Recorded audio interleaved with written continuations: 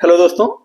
तो ये lemon tree का सेकंड वीडियो है। फर्स्ट पार्ट में हमने कल डिस्कस किया था इनका पूरा का पूरा बिजनेस मॉडल एंड इनका जो फर्स्ट क्वार्टर का भी रिजल्ट आया उसके बारे में डिस्कस किया था। आज के वीडियो में हम इनका पूरा कॉन्फ्रेंस कॉल डिस्कस करेंगे एंड इनका वैल्यूएशन देखेंगे। तो आइए सबसे पहले देखते हैं इनके मैनेजमेंट ने अपने ओपनिंग रिमार्क में क्या बताया। तो मैनेजमेंट ने अपने ओपनिंग रिमार्क में बताया कि ये इनका फर्स्ट क्वार्टर का भी जो रिजल्ट आया ये इनका अब तक का हाईएस्ट फर्स्ट क्वार्टर रिजल्ट रहा है। इसमें इनका ग्रोथ हुआ है 18% का और जो रेवेन्यू आया है वो 317.4 करोड़ का रेवेन्यू आया है। एंड जो इनका इबिट्टा है, इबिट्टा ग्रू बाय 23% और वो बढ़ के 142.1 करोड़ का आया है। एंड इनका जो इबिट्टा मार्जिन है वो भी लगभग 45% का है। एंड इनका जो ग्रॉस एवरेज रूम रेट है उसमें 10% की ग्रोथ आई है और वो बढ़ के 6,236 रुपीज हो गया है। और जो इनका ऑक्यूपेंसी है, ऑक्यूपेंसी लगभग 6% इंक्रीज हुई है compare to last year first quarter वो और वो अभी बढ़ के 72.5% हो गई है।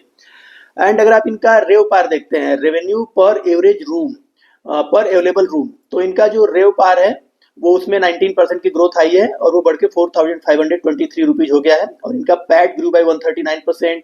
एंड इनका डेट अगर आप देखते हैं तो वो भी 200 करोड़ रुपए के आसपास इन्होंने इस फर्स्ट क्वार्टर में last year to first quarter कम किया है। एंड अगर आप इनका कॉस्ट ऑफ बोरोइंग देखते हैं, मतलब ये जिस रेट पर किसी लेंडर से ये पैसा उधार लेते हैं, तो इनका कॉस्ट ऑफ बोरोइंग वो भी लगभग घटा है। पहले इनका कॉस्ट ऑफ बोरोइंग 8.8% हुआ करता था, लेकिन अभी ये फर्स्ट क्वार्टर में अब इनका कॉस्ट ऑफ बोरोइंग 8% हो गया है। एंड अगर इनका मैनेजमेंट आगे कंटिन्यूसली इन्वेस्टमेंट कर रहा है रिनोवेशंस में, बिजनेस डेवलपमेंट्स में, टेक्नोलॉजी में एंड रिन्यूएबल एनर्जी में। एंड जो इनका बिजनेस मॉडल है वो एसेट लाइट बिजनेस मॉडल है। एसेट लाइट बिजनेस मॉडल का मतलब क्या होता है कि इनका खुद का कैपिटल कुछ ये लोग खर्च नहीं करते हैं, बल्कि इनको मैनेजमेंट फी के रूप में या फ्रेंचाइजी फी के रूप में इनको कुछ रेवेन्यू जनरेट होता है, कुछ पैसा इनको एज ए रेवेन्यू इनके इनकम स्टेटमेंट में ऐड होता है। तो एक्चुअली उसका मॉडल काम कैसे करता है कि ये लोग क्या करते हैं, कुछ ऐसे होटल्स हैं जो वहाँ के होटल ऑनर उनको चला नहीं पा रहे हैं, तो वो क्या करते हैं, वो इनसे कांटेक्ट करते हैं और इनसे कहते हैं कि आप हमारा पूरा मैनेजमेंट चलाइए, आप अपने हिसाब से पूरे जो आपके स्टैंडर्ड ऑपरेटिंग प्रोसेस हैं उसको अप्लाई कीजिए और आप अपने ब्रांड नेम से हमारे होटल को रन कीजिए, उसके बदले में हम आपको कुछ मैनेजमेंट फी देंगे। तो ये लोग वही करते हैं। ये लोग क्या करते हैं, जो सीनियर लेवल का स्टाफ है वो रख देते हैं अपना, एंड जो वहाँ का ब्रांड नेम या अपने लेमन ट्री होटल बना देते हैं उसको, प्लस जो इनके जो स्टैंडर्ड ऑपरेटिंग प्रोसेसेस है वो सारे के सारे वहाँ अप्लाई कर देते हैं। तो इससे क्या होता है कि वो होटल भी चल निकलता है और वहाँ का जो ऑनर है उसको कुछ उसको रेवेन्यू मिलना शुरू हो जाता है। तो वो क्या करता है, एज ए फी इनको कुछ पैसा पे करता है। एक वो हो गया और दूसरा है फ्रेंचाइजी बेस। फ्रेंचाइजी बेस में क्या होता है कि कोई होटल है जिसको जो इनके पास आता है और बोलता है कि आप हमें लेमन ट्री की फ्रेंचाइजी दे दीजिए, तो अपना अपना ब्रांड नेम उनको दे देते हैं और अपना प्लस वहाँ जाके उसको ऑडिट करते हैं और अपने सारे स्टैंडर्ड ऑपरेटिंग प्रोसेसेस अप्लाई करते हैं। वहाँ जो कुछ मॉडिफिकेशन चाहिए होता है तो कुछ मॉडिफिकेशन करते हैं, कुछ रिनोवेशन करना है, कुछ इंफ्रास्ट्रक्चर में चेंज करना है, कुछ फर्नीचर में चेंज करना है, तो ये सारे काम ये लोग करवाते हैं। लेकिन वो सारा का सारा खर्चा जो वहाँ का ऑनर है, एक्चुअल ऑनर, वो बियर करता है और फिर उस होटल को ये लोग अपने ब्रांड नेम से रन करते हैं। तो उससे भी इनको कुछ फ्रेंचाइजी फी मिलती है। तो ये business model asset light business model कहा जाता है इसको। एंड इसमें क्या होता है, इनका अपना अपना खुद का कोई पैसा इनको लगाना नहीं होता है, इनको केवल उसको मैनेज करना होता है उन होटल्स को, और अपना ब्रांड नेम अपना देना होता है और इसके बाद वो लोग एज ए फी इनको कुछ पैसा पे करते हैं। तो ये उसका ये वो पैसा इनके सीधे इनकम स्टेटमेंट में आके ऐड हो जाता है और इनका रेवेन्यू बढ़ जाता है। तो इसे कहते हैं एसेट लाइट बिजनेस मॉडल। तो इन्होंने फर्स्ट क्वार्टर में 14 नए management and franchisee based hotel के साथ इन्होंने एसेट लाइट बिजनेस मॉडल के जरिए कॉन्ट्रैक्ट किया है और उसको ये लोग आगे आने वाले क्वार्टर्स में अपने अकॉर्डिंग ये लोग उसको रन करेंगे। एंड इन्होंने अभी फर्स्ट क्वार्टर में लगभग 1273 रूम्स भी इन्होंने कॉन्ट्रैक्ट किया है, वो भी इनके पाइपलाइन में है, उसको ये लोग बनाएंगे और आगे उसको रन करेंगे। इन्होंने 392 रूम्स इन्होंने ऑपरेशनल चालू किए हैं, शुरू किए हैं, ऑपरेशनलाइज किए हैं फर्स्ट क्वार्टर में। एंड 5 नए होटल्स इन्होंने स्टार्ट किए फर्स्ट क्वार्टर में। अभी आप इनके पास करेंट अगर टोटल नंबर ऑफ होटल देखते हैं तो इनके पास टोटल 226 होटल्स हो गए हैं, जिसमें से कि ऑपरेशनल अगर आप देखेंगे ऑपरेशनल 116 है और पाइपलाइन में 110 होटल्स हैं। एंड अगर आप इनके पास टोटल अवेलेबल रूम्स देखते हैं तो लगभग 18,431 रूम इनके पास टोटल हैं, जिसमें ऑपरेशनलाइज हैं 10,661 रूम्स एंड पाइपलाइन में 7,770 रूम्स हैं। And management fee from franchisee उसमें भी 29% की ग्रोथ आई है और वो बढ़ के 37.4 करोड़ हो गया है। और अगले 15 मंथ्स में इनके जितने भी इंक्रीमेंटल इन्वेस्टमेंट है वो ऑलमोस्ट पूरे हो जाएंगे और वो पूरे होने के बाद मैनेजमेंट को उम्मीद है कि इनका जो एवरेज रूम रेट है वो प्लस इनका ऑक्यूपेंसी दोनों में अच्छी खासी इनको ग्रोथ देखने को मिलेगी। और इनका जो रिनोवेशन एंड टेक कॉस्ट है जो करेंटली 6% ऑफ रेवेन्यू है वो भी घट के 2 से 2.5% ऑफ रेवेन्यू रह जाएगा। और रिन्यूएबल एनर्जी में करंट इन्वेस्टमेंट से इनका जो पावर एंड फ्यूल का कॉस्ट है वो अभी 8.7% आता है तो वो घट के 6.9% हो गया है। और आगे मैनेजमेंट ने बताया कि ये आगे चल के और भी इनका जो पावर एंड फ्यूल कॉस्ट है वो आगे और भी कम हो जाएगी क्योंकि इनका जो करंट में टोटल एनर्जी ये लोग यूज कर रहे हैं उसमें से 40% एनर्जी ये लोग बाय रिन्यूएबल ये लोग यूज कर रहे हैं और इन फ्यूचर इसको बढ़ा के लोग 50% तक लेके जाएंगे। तो जैसे जैसे इनका energy efficiency through towards renewable energy की तरफ मूव होगा, जैसे अभी 40% है, जब ये 50% हो जाएगा तो इनका जो कॉस्ट है एनर्जी का प्लस जो फ्यूल का कॉस्ट है वो और भी घट के नीचे आएगा। इसीलिए मैनेजमेंट ने बताया कि अगले लगभग 1.5 साल तक ये लोग कंटिन्यूसली रिन्यूएबल एनर्जी में इन्वेस्टमेंट करते रहेंगे। और रिन्यूएबल एनर्जी से आप लोग कंफ्यूज मत होइएगा, ये लोग रिन्यूएबल एनर्जी का कोई प्लांट लगा के बेचते नहीं है उसको जनरेट करके। एक्चुअली वो सारा का सारा रिन्यूएबल एनर्जी जो ये लोग जनरेट करते हैं वो अपने होटल्स के जो खर्च होता है, होटल्स में जो इलेक्ट्रिसिटी यूज होती है उसके रूप में ये लोग यूज करते हैं। और जैसा कि आप लोग जानते ही हैं कि होटल बिजनेस में तो इलेक्ट्रिसिटी का खर्च बहुत ज़्यादा है क्योंकि इनको हर जगह डेकोरेशन में इलेक्ट्रिसिटी लगती है, प्लस आपकी गार्डनिंग में इलेक्ट्रिसिटी लगती है, प्लस आपके जितने कैंपस हैं, प्लस आपके जो रूम्स हैं उनमें आपको हाईली इलेक्ट्रीफाइंग रखना पड़ता है उनको हर चीज़ को। तो इलेक्ट्रिसिटी का कॉस्ट इनका लगभग 7% ऑफ टोटल रेवेन्यू इनका खर्च हो जाता है। तो उसको घटाने के लिए ये लोग क्या कर रहे हैं कि रिन्यूएबल एनर्जी कुछ स्ट्रक्चर अपने खुद के कैंपस में लगा रहे हैं जिसके जरिए उस इलेक्ट्रिसिटी से जितना वो उसके जरिए जितना इलेक्ट्रिसिटी ये लोग जनरेट करेंगे उसको अपने होटल्स में यूज करेंगे। बाकी अगर आपको इनका बिजनेस मॉडल प्लस इनका कितना कहाँ पर इनके कितने होटल्स हैं प्लस इनका कितना कितने ब्रांड्स हैं और इंटरनेशनली इन्होंने कहाँ का अपना एक्सपेंशन किया, ये सारी चीज़ें अगर आपको जाननी तो आपको मेरा पिछला वीडियो देखना चाहिए। अगर मैं उसको यहाँ पर डिस्क्राइब करने लगूंगा तो ये वीडियो बहुत लंबा हो जाएगा, वैसे भी मुझे लगता है कि वीडियो लंबा ही होने वाला है। तो खैर चलिए हम लोग सीधा चलते हैं क्वेश्चन एंड आंसर के ऊपर। तो इनसे जो सबसे पहला क्वेश्चन पूछा गया था वो इनके जो ओरिका मुंबई में है, जो इन्होंने अभी नया ओरिका ब्रांड अपना ओपन किया मुंबई में, तो उसके बारे में पूछा गया कि उसका ऑक्यूपेंसी तो बहुत अच्छा था लेकिन उसका जो एवरेज रूम रेट है वो स्लाइटली कम था, उसके पीछे क्या रीजन है। तो मैनेजमेंट ने इसके जवाब में बताया कि ओरिका जैसे इनका नया होटल है तो ये लोग जब कोई नया होटल खोलते हैं तो सबसे पहले ये लोग एवरेज रूम रेट बढ़ाने के ऊपर ध्यान नहीं देते। सबसे पहले ये लोग क्या करते हैं कि उस होटल की ऑक्यूपेंसी बढ़ाते हैं, उसमें नंबर ऑफ जो विजिटर्स है, नंबर ऑफ जो कस्टमर्स है उनको बढ़ाने पर इनका ज़्यादा फोकस रहता है। और एक बार जब ऑक्यूपेंसी इनकी बढ़ जाती है, एक सस्टेनेबल लेवल तक पहुंच जाती है, तो उसके बाद फिर ये लोग क्या करते हैं कि एवरेज रूम रेट को बढ़ाते हैं धीरे धीरे। जो इनके कम रेट वाले रूम्स हैं उसको ये लोग धीरे धीरे कन्वर्ट करते हैं हाई रेट वाले रूम्स में, तो इनका एवरेज रूम रेट ऑटोमेटिकली ही अपग्रेडेड होता जाता है। तो यहाँ भी मैनेजमेंट ने वही बोला है कि पहले जब ये होटल इन्होंने लास्ट ईयर इनका जब इन्होंने ओपन किया था तो लास्ट ईयर इनका उसमें ऑक्यूपेंसी रेट केवल 46% का था। अभी उसको इन्होंने बढ़ाया है और बढ़ा के इस ईयर के फर्स्ट क्वार्टर में अभी जो रिजल्ट आया इसमें उसका ऑक्यूपेंसी रेट 76% हो गया है। तो ऑक्यूपेंसी सस्टेनेबल लेवल तक आ गई है। अब ये लोग क्या कर रहे हैं कि उसके एवरेज रूम रेट को बढ़ाने के ऊपर अपना पूरा फोकस लगा रहे हैं। और इनका मैनेजमेंट बोल भी रहा है कि आगे आने वाले क्वार्टर्स में आपको यहाँ से एवरेज रूम रेट बढ़ा हुआ दिखेगा। आगे मैनेजमेंट ने बताया कि इनके ओरिका ब्रांड के 2 नए होटल्स और हैं, जो एक तो शिमला में और एक शिलोंग में जो अंडर कंस्ट्रक्शन हैं। एंड जो शिमला वाला होटल है वो फेयरली एडवांस्ड होटल है, उसमें 100 रूम्स है और उसका कंस्ट्रक्शन लगभग पूरा हो चुका है। एंड जो शिलोंग वाला होटल है उसमें 160 रूम्स हैं और वो अगले 2.5 से 3 साल में लगभग रेडी हो जाएगा। एंड 4 और नए ओरिका है जो पाइपलाइन में है। ये शिमला और शिलोंग वाला दोनों कंप्लीट होने के बाद फिर वो चारों के ऊपर ये लोग काम शुरू करेंगे, जिसमें से एक तो कसौली में है, दूसरा ऋषिकेश में, तीसरा सासनगीर और चौथा सूरत में है। अगला क्वेश्चन मैनेजमेंट से पूछा गया कि जो इनका ब्लेंडेड ARR है उसके कंपैरिजन में जो रेस्ट ऑफ इंडिया का ARR है, मींस जो इनका जो पूरे ग्रुप का सारे होटल्स का अगर ये लोग मिक्स करके जो एक ब्लेंडेड एवरेज रूम रेट निकालते हैं, वो blended room rate compare to जो रेस्ट ऑफ इंडिया है उसका जो रूम रेट है उससे कम क्यों है। तो मैनेजमेंट ने इसके जवाब में बताया कि बेसिकली जो रेस्ट ऑफ इंडिया का ARR है, रेस्ट ऑफ इंडिया क्या होता है कि बेसिकली एक कॉम्बिनेशन ऑफ 60 to 70 मार्केट्स है जहां पर इनका प्रेजेंस है। तो 60 to 70 ऐसे मार्केट्स हैं जहां पर इनका प्रेजेंस है। इसका एक बेसिकली एक कॉम्बिनेशन है जो रेस्ट ऑफ इंडिया है, और इनमें सारे मार्केट्स का अलग अलग कैरेक्टरिस्टिक है, अलग अलग डिमांड एंड सप्लाई है।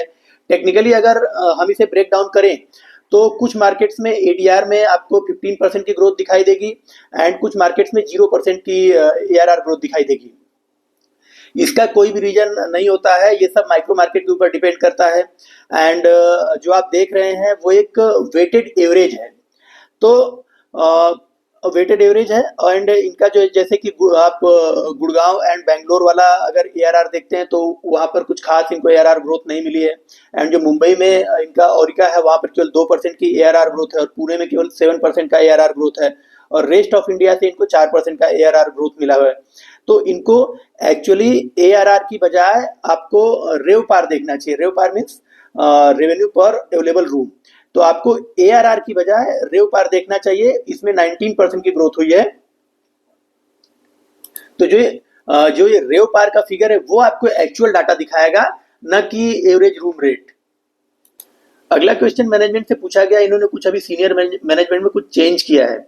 इन्होंने 2 नए सीईओ हायर किए हैं। तो ये इनके हायरिंग के बाद लेमन ट्री का जो ग्रोथ ऑर्बिट है वो कैसे चेंज होगा, इसके बारे में क्वेश्चन पूछा गया। तो मैनेजमेंट ने बताया कि हाँ, हमने 2 नए सीईओ हायर किए हैं। एक तो है मिस्टर नीलेंद्र, जो कि हमने लेमन ट्री के लिए हायर किया है, और दूसरे हैं मिस्टर सौरभ, जिसको कि हमने फ्ल्यूर के लिए हायर किया है। फ्ल्यूर क्या है?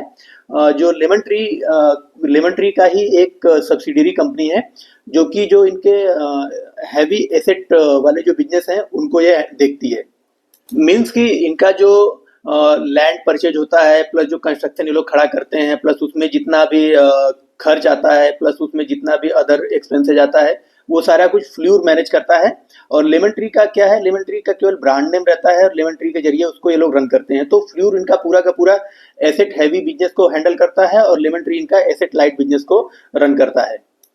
तो ये लोग लेमन ट्री को हैंडल करने के लिए एक नए सीईओ जिनका मिस्टर नीलेंद्र को लेके आए, जिनको 20 इयर्स का एक्सपीरियंस है टोटल फील्ड का, और इन्होंने 20 इयर्स एडिडास में काम किया है। एडिडास का जो शू मेकिंग वाला प्लस जो एथलेटिक वियर वाला जो सेगमेंट है उसमें इन्होंने काम किया है।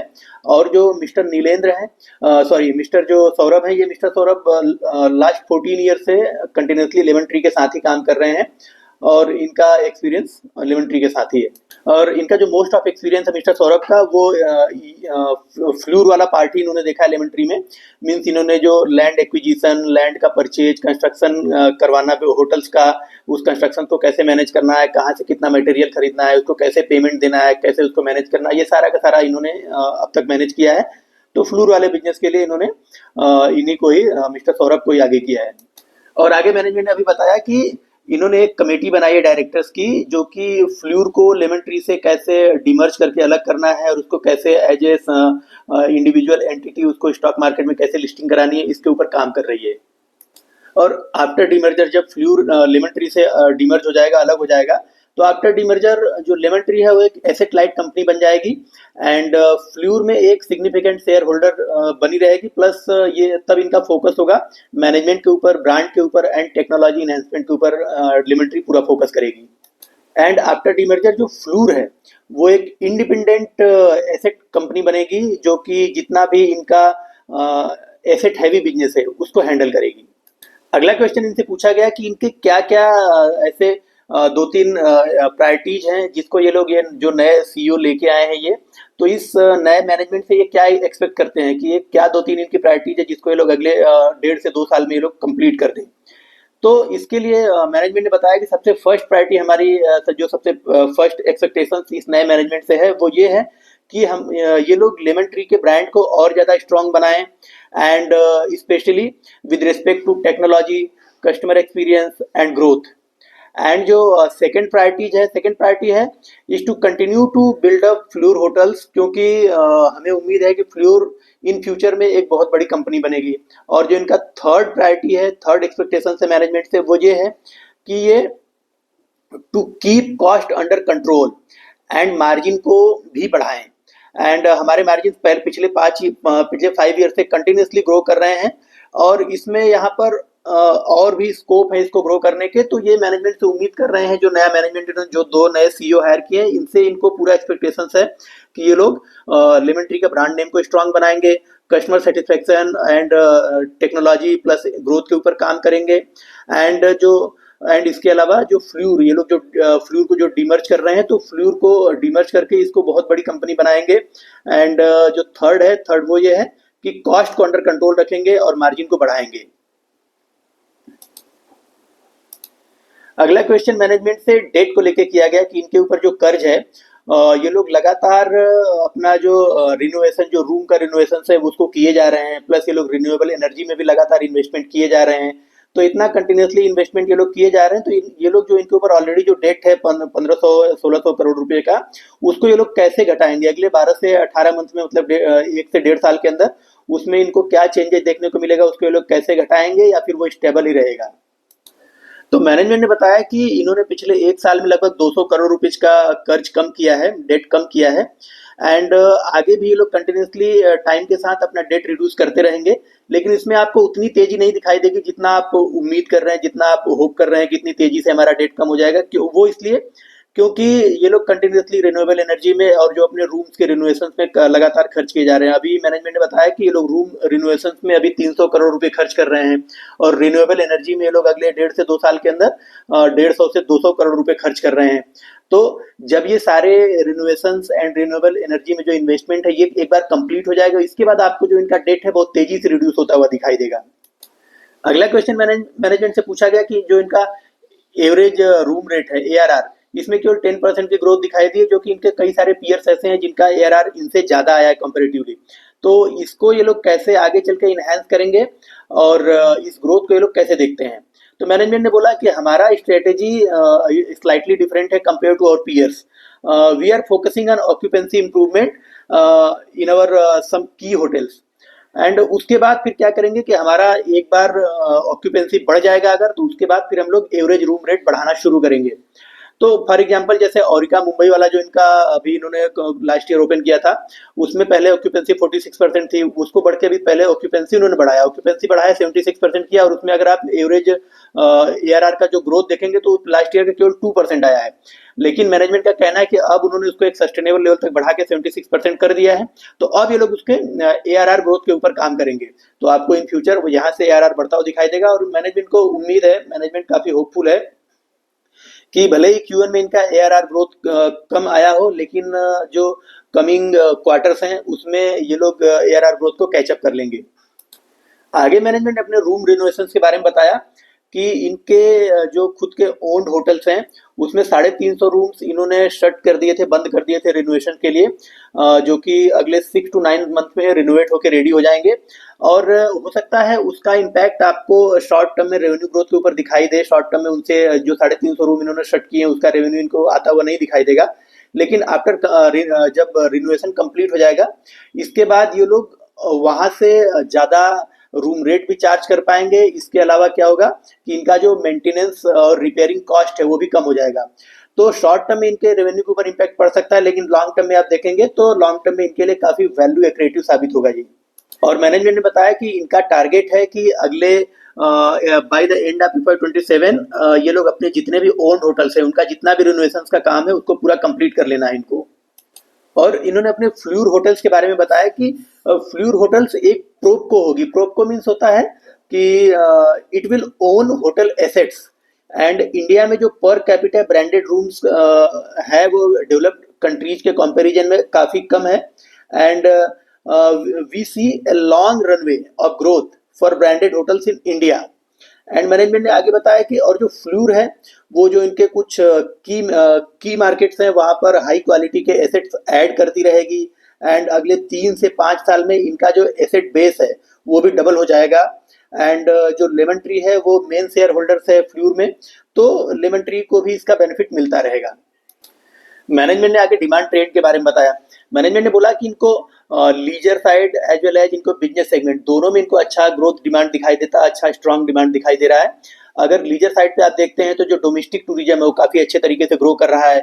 लोगों का जो डिस्पोजेबल इनकम है वो बढ़ रही है। लोगों की डिस्पोजेबल इनकम बढ़ने से लोगों का जो है जो ट्रैवल है वो उनको वो मोर एस्पिरेशनल बनता जा रहा है। आप देखें कि जो हिल स्टेशंस हैं, जो रिलीजियस प्लेसेस हैं, भले ही वो टियर 2 या टियर 3 सिटीज में हो, वहाँ पर लोगों की भीड़ बढ़ रही है, वहाँ पर लोग एज ए टूरिस्ट वहाँ पर जाना पसंद करते हैं, वहाँ पर रुकना और समय बिताना पसंद करते हैं, और वहाँ के जो अच्छे होटल्स हैं, जो 3 स्टार 5 स्टार होटल्स हैं, उनमें स्टे करना लोग अफोर्ड कर पा रहे हैं और लाइक भी करते हैं। तो देखेंगे धीरे धीरे इंडिया में टूरिज्म भी बढ़ रहा है और लोग अच्छे लोगों की अफोर्डेबिलिटी बढ़ रही है, लोगों की जो डिस्पोजेबल इनकम है वो बढ़ रही है। तो वो इनके बिजनेस के पर्सपेक्टिव से काफ़ी अच्छा है, और उसको ध्यान में रख के ये लोग अपने जो नए होटल्स हैं वो ऐसी जगहों पर ओपन कर रहे हैं जहां पर जो टियर 2 टियर 3 सिटीज में जो प्लेसेज हैं, जहां पर पब्लिक, जहां पर पीपल, जहां पर ज्यादा टूर करना, ट्रेवल करना पसंद कर रही है। And on the business side, demand from corporate travels has come back strongly post-COVID, and also meetings, incentives, conference, exhibitions, activities, ये सब भी पिकअप कर रही हैं। तो यहाँ से भी इनको अच्छा खासा इसमें भी स्कोप दिखाई दे रहा है, ग्रोथ दिखाई दे रहा है। आगे इनसे मार्जिन को लेकर क्वेश्चन पूछा गया, तो मैनेजमेंट ने जवाब दिया कि हमारा ऑलरेडी एक हेल्दी मार्जिन, हमारा जो मार्जिन है इनका 45% है, और 45% का मार्जिन अगर आप देखेंगे तो होटल सेगमेंट में काफी अच्छा माना जाता है। तो ऑलरेडी एक हेल्दी मार्जिन इनके पास है, लेकिन फिर भी ये इसको और इम्प्रूव करने के ऊपर देख रहे हैं, और इम्प्रूव करने के लिए देख रहे हैं, क्योंकि ये लोग अपना जो इनपुट कॉस्ट है उसको कम कर रहे हैं through renewable energy, technology and efficiency improvement. तो ये सारे सोर्सेज से देखेंगे कि आप इनका जब इनपुट कॉस्ट कम होगा तो ये जो मार्जिन अभी 45% है ये और बढ़ के ऊपर जाएगा। और अगर अभी आप देखेंगे कि जितने भी होटल इंडस्ट्री है वो सारे के सारे होटल इंडस्ट्री अपना जो पोर्टफोलियो है बढ़ा रहे हैं, नए नए होटल्स ऐड कर रहे हैं, और नए नए रूम्स ये लोग लॉन्च कर रहे हैं, टियर 2 टियर 3 टियर 4 सिटीज में भी ये लोग अपना प्रेजेंस बना रहे हैं। तो इसी को लेके क्वेश्चन अगले मैनेजमेंट से किया गया कि जो ये सप्लाई आ रही है होटल रूम्स की, उससे इनको क्या रिस्क दिखाई देता है जो कमिंग ईयर से उनमें। तो मैनेजमेंट ने बोला कि no doubt supply is coming up, but India is still under penetrated in terms of branded hotel rooms. So हमको कोई रिस्क अभी नियर फ्यूचर में दिखाई नहीं दे रहा है, क्योंकि जो नई सप्लाई आ रही है वो ओवरऑल मार्केट को एक्सपेंड करने में और ब्रांडेड होटल्स के बारे में अवेयरनेस बढ़ाने में हेल्प करेगी। And because of our strong brand and distribution we are confident कि हम अपनी ऑक्यूपेंसी एंड प्राइसिंग पावर को मेंटेन रखेंगे। आगे मैनेजमेंट ने अपना जो एसेट लाइट ग्रोथ है उसके बारे में बताया कि एसेट लाइट ग्रोथ हमारी स्ट्रेटेजी का एक इम्पॉर्टेंट पार्ट है, एंड करेंटली हमारे पास 100 से ज़्यादा ऐसे होटल्स हैं जो मैनेजमेंट और फ्रेंचाइजी, जिसका मैनेजमेंट और फ्रेंचाइजी हम देखते हैं। तो and it will double in next 5 years. तो देन आप देखेंगे कि हमारी बैलेंस शीट में बिना कोई डेट ऐड किए ये हमारे इनकम को, हमारी फी इनकम को सिग्निफिकेंटली इंक्रीज कर देंगे। तो और हमारा बिजनेस आगे ग्रो करता रहेगा और हमारा रेवेन्यू आगे जनरेट होता रहेगा। देन फिर आगे ये क्वेश्चन एंड आंसर का पूरा सेशन खत्म हो गया, क्लोजिंग रिमार्क आ गया। तो क्लोजिंग रिमार्क में मैनेजमेंट ने बताया कि हम अपने क्यूएन के परफॉर्मेंस, जो क्वार्टर 1 का भी रिजल्ट आया, इसके परफॉर्मेंस से काफी खुश हैं, और हमारा लेमन ट्री का ग्रोथ आगे भी ऐसे कंटिन्यूसली मेंटेन रहेगा। And we are continuously focusing on strengthen our brand and enhancing customer experience and driving profitable growth through both owned assets and our asset light strategy। तो ये था इनका पूरा का पूरा कॉन्फ्रेंस कॉल, और काफ़ी अच्छा कॉन्फ्रेंस कॉल था, और मैनेजमेंट काफ़ी होपफुल है अपने बिजनेस को लेके। और मैनेजमेंट जो आप इनके एक्सपेंशन प्लान भी देखेंगे तो वो भी काफ़ी एग्रेसिव है और बहुत अच्छे एक्सपेंशन प्लान है इनके। तो and we can hope only कि ये लोग फ्यूचर में जैसा बोल रहे हैं वैसा ये लोग परफॉर्म करें। अगर ये लोग वैसा परफॉर्म करेंगे तो जो इनके शेयर होल्डर्स हैं उनको भी बेनिफिट मिलता रहेगा। खैर मेरी इसमें थोड़ी होल्डिंग है, मैं इसमें अपनी अपनी होल्डिंग को और इंक्रीज करूंगा जो अगला क्वार्टरली रिजल्ट आएगा उसको देखने के बाद डिसाइड करूंगा कि मुझे इंक्रीज करना है कि घटाना है as per their performance. And अब थोड़ा सा इनका वैल्यूएशन के बारे में डिस्कस कर लेते हैं। तो इनका मार्केट कैप लगभग 13,800 करोड़ का मार्केट कैप है। जो इनका पैट मार्जिन क्वार्टर 1 में आया है लगभग 15.1% का इनका पैट मार्जिन आया है। और इनका रेवेन्यू ग्रोथ अगर आप देखेंगे क्वार्टर 1 में तो 18% का है, जो कि इनका क्वार्टर 1 एक्चुअली थोड़ा वीक ही रहता है। इनका क्वार्टर 3-4 में आप देखेंगे कि जो फेस्टिवल सीजन शुरू हो जाते हैं, छुट्टियां शुरू हो जाती है, तो उसमें इनका बिजनेस ज्यादा ग्रो करता है। और आप अगर प्रीवियसली इनके क्वार्टर वाइज रिजल्ट भी ट्रैक करेंगे तो इनका क्वार्टर 3 और क्वार्टर 4 में इनका रेवेन्यू ग्रोथ काफी ज्यादा आता है कंपेयर टू क्वार्टर 1 और क्वार्टर 2। तो अभी हम फिर भी अगर मान लीजिए जो 18% का ग्रोथ है इसके अकॉर्डिंग ही केवल कैलकुलेट करते हैं अगर आप, तो भी इनका जो 1 ईयर फॉरवर्डेड पी वो निकल के आता है ऑलमोस्ट 60 के आसपास निकल के आता है, 60 के आसपास। तो जो इनका करंट पी चल रहा है वो 64 है। तो 1 ईयर फॉरवर्डेड पी और जो करंट पी है वो ऑलमोस्ट आसपास ही है, ऑलमोस्ट सेम ही है।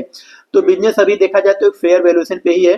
फेयर वैल्यूएशन आप बोल सकते हो क्योंकि 18% के ग्रोथ के लिए आप 60 का पी दे रहे हैं, तो थोड़ा महंगा ही है। लेकिन आप देखेंगे कि होटल इंडस्ट्री के इनके जो पीयर्स हैं उनका भी ऑलमोस्ट ग्रोथ के अकॉर्डिंग अगर पी चेक करेंगे तो वो ऑलमोस्ट इतना ही निकल के आ रहा है। और जैसे अगर आप इंडियन होटल्स को देखें तो उनका पी निकल के आता है 64, आईटीसी होटल का 79 है, एंड जो ईआईएच होटल्स है उनका 32 है, और जो शैलेट होटल उनका तो 78 पी निकल के आता है। तो ये सब भी ऑलमोस्ट ये उसी रेंज में, और 60 का भी इनका निकल के आ रहा है, तो लगभग एक ही रेंज में अवेलेबल है। बस ये देखना है आपको कि ग्रोथ तो सारे होटल्स कर रहे हैं इंडिया में भी अभी के समय में। बस अगर ये लोग अगर अपने पीयर से कंपैरेटिवली अच्छा ग्रोथ दिखाते हैं जो कमिंग क्वार्टर्स में है, तो इनका स्टॉक्स पैसा बनाएगा कंपेयर टू इनके पीयर्स। तो आपको अगर इस बिजनेस से रिलेटेड या इनके इस पूरे कॉन कॉल से रिलेटेड कोई क्वेश्चन है तो आप लोग कमेंट बॉक्स में डालें, मैं श्योरली आंसर करूंगा।